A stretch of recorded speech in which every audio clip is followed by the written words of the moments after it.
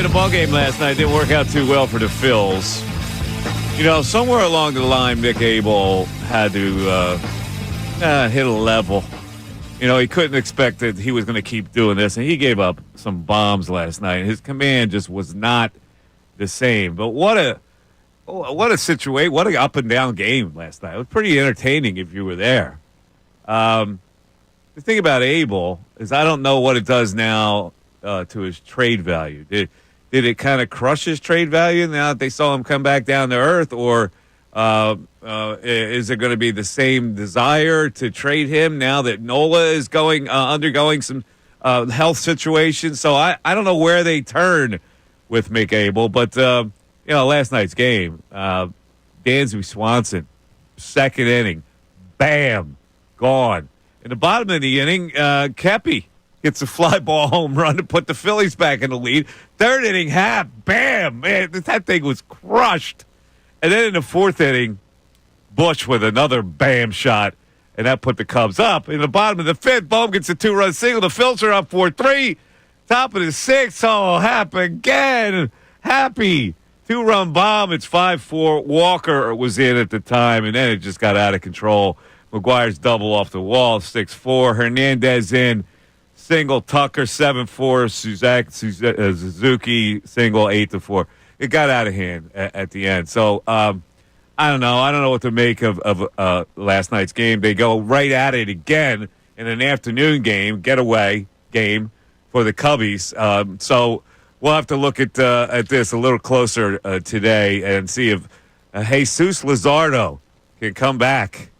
And now that we know he was tipping pitches, whether he can solve that problem. And the Cubs are good, man. I didn't realize how good the Cubs are. They put together a really good team. You know, they got a good manager. They did it the right way. They've got some young sluggers in that lineup. It's funny. During the season, when I saw the Houston Rockets during the NBA season, I said I would trade places with the Houston Rockets right now. And that's when the Sixers were still, not the dreck that we saw that the Sixers would turn out to be. The Cubs have that kind of Houston Rockets vibe for me. Ray Dunn is with us today. Hello, Ray. Good morning, Mike. How are you? Are the Cubs a World Series contender? I stop a little short of that right now. Okay. I think they're a team that's overachieving to what they are, and I think if you asked anyone in that organization coming into the year what they thought they were, they probably thought they were the team that could win the NL Central and that they could compete at that level. I just don't know if I see them in the viable terms of what the Mets and the Dodgers are. I think similar to that Rockets team, they have a strong regular season in front of them. Yeah. And then when it comes time for the end, I'm not so sure I'm going to pick them to be the one that makes it out of their league. No, they're growing. They're a growing squad. Yeah, I mean, you like what you see, like Pete Crow Armstrong, what they've got in terms of development from him has been good. If they're able to lock up Tucker long term, that's something that I think they would feel promising about. Mm-hmm. And they've gotten, look yesterday at their bullpen against the Phillies. They throw 5 different guys out there over almost 5 innings of work, and they allow, 4 base runners, 3 hits and a walk? Let me ask you this question. I'll ask the same question that I asked people way back when about the Houston Rockets and the Sixers. Would you trade the Phillies right now for the Cubs? I mean, it's pretty easy right now to say yes, given the success they've had to start the season. I think they also have a contract that's short that maybe that their fan base isn't in love with. I think that when you look at what they've got, some of these players that have performed above what they've been, are they due for regression at some point? Is there due for a little come down to earth for what they have? Mm-hmm. I think if I answer that question, yes, it shows you more my frustration of anything with the Phillies than it is with the success of the Cubs. Okay. So what is your frustration now after last night's game? I mean, the bullpen. The obvious? The obvious. It's just the low-hanging fruit here. But we talked about it, what was it, last week we did the whole, are we serious with this Taijuan Walker high-leverage stuff? And listen. Are we serious with this high-leverage Taijuan Walker stuff? They're up by a run. He comes in. This stuff doesn't take an uptick. He gives up a home run. I know, we're just guys with microphones in front of us, and they're baseball people that are paid by the organization. But we could see this. I'm tired of reiterating stuff that I see that they don't see. I really am. I don't have any reaction anymore. Like what they didn't see at the beginning of the year, where their weaknesses were, what they don't see here. Taiwan Walker could be in a high leverage situation. All right, whatever, man. Tell us what you need to tell us, because I'm not buying it. I don't buy it. But all right. Last night they had won a game. They split. So now we'll see whether they can win this series at home. I don't know. I mean, I don't know what to say about this team. I'm totally perplexed about what they are, what they're going to be, what come playoff time, what kind of moves they can make possibly to improve this team. So I don't know. The only thing I looked at last night was Mick Abel and whether he was going to be able to keep it going. He wriggled out of a couple jams, but his pitch count got really high early. He was averaging 20 pitches an inning. There. And then in the fourth, he even had more than that. 89 pitches in 4 innings. That's not going to work. He just didn't have his command, and he walked 3 guys after not walking a guy this year. So, I don't know. I hope this is not a downturn for the kid where he now loses his confidence to pitch at this level.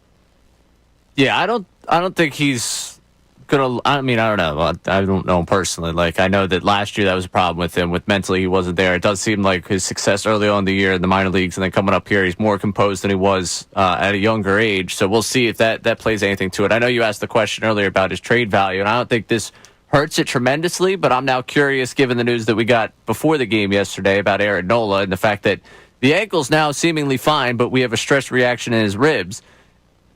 That's not good. Yeah, is Abel now essential to your plans for the rest of the season to the point where you wouldn't go out and make that move? I know we had that conversation before, and that was when we thought Nola was coming back. But if he's going to be out post All-Star break, you need people to start these games. And apparently Taiwan Walker's a bullpen guy now, so you can't just throw him right back into the rotation. You're right about that, but don't forget that Painter is going to come up in July. So Painter last night did not look good at Lehigh Valley, and it's been a tough couple of starts for him. He's had a couple of tough starts, but they feel confident that he's going to be a guy that can join the rotation. So I mean, I don't know what to think.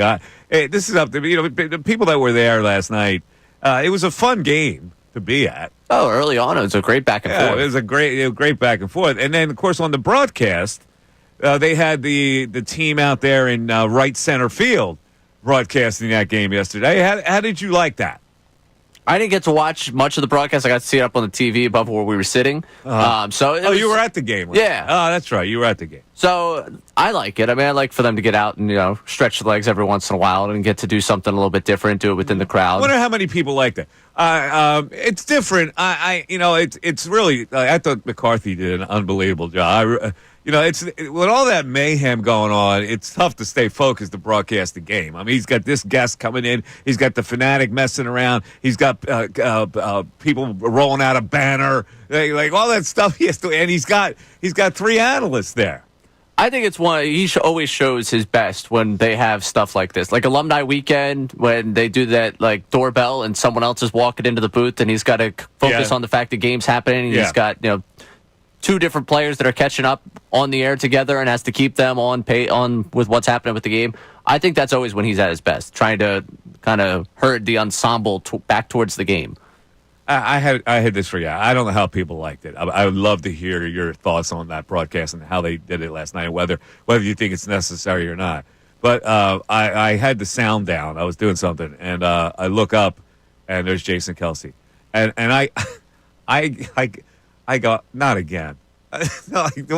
Really, that was my reaction to it last night. Not again. Like I didn't even care what he had to say. What is wrong with me? Yeah, I don't know what's wrong with you on this one. I thought we hit like the peak, like the apex of Kelce. Yeah, I guess like he was oversaturated during the football season. I think I've had enough time away from Kelce where I don't. You want to hear him again? You're okay with it? Yeah, I'm fine. He shows up at a baseball game in the Croc jersey. Oh, that's nice, fun for him, good for him. You enjoy. You go chug a garage beer and enjoy the Phillies game. I'm happy for you. I looked up. I went, no, please. I don't know. The people have that reaction when they see Jason Kelce anymore. I thought it was during the football season people started to have that reaction. I think enough time has passed for me where it's like, oh, cool. Really? What's Kelce up to? Yeah? Okay. Well, this is General Knowledge Wednesday, folks, and we have a tremendous prize today for all you Dave Matthew heads. 2 tickets to see Dave Matthews at the Freedom Mortgage Pavilion on Friday, July 25th.